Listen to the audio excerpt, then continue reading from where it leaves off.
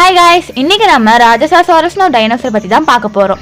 இந்த டைனோசரை 1980 குஜராத் ராயோலிங்கிற ஒரு கிராமத்தில் தான் கண்டுபிடிச்சிருக்காங்க. அப்புறம் சுரேஷ் ஸ்ரீவஸ்தவாங்கிறவர் தான் கண்டுபிடிச்சிருக்காரு. இதை பாலியோன்டாலஜிஸ்ட் ஜெஃப்ரி ஏ வில்சன்கிறவர் டிஸ்கிரைப் பண்ணியிருக்காரு. அதுக்கப்புறம் 2003 இதுக்கு பேர் வச்சு அதை பற்றின ரிசர்ச்சையும் ஸ்டார்ட் பண்ணியிருக்காங்க. இந்த டைனோசர் சுமார் 72 66 மில்லியன் வருஷத்துக்கு முன்னாடி இப்போ இருக்கிற இந்தியாவில் தான் உயிர் வாழ்ந்திருக்கு. இது ஒரு மாமிச உண்ணி. ராஜசாசாரஸோட மீனிங் என்னன்னு பார்த்தீங்கன்னா அரசர் சரிநாமம் அப்படின்னு சொல்கிறாங்க. இந்த டைனோசர் கிரியேட்டியஸ் பீரியடோட லாஸ்டில் தான் வாழ்ந்திருக்கு.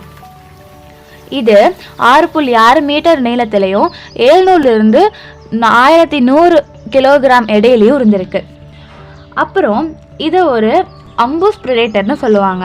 அதாவது மறைந்திருந்து வேட்டையாட ஒரு உக்தியை கொண்டு இருந்திருக்கு. அதுக்கு மேல் நாசை எலும்பில் ஒரு கொம்பு இருக்கும்.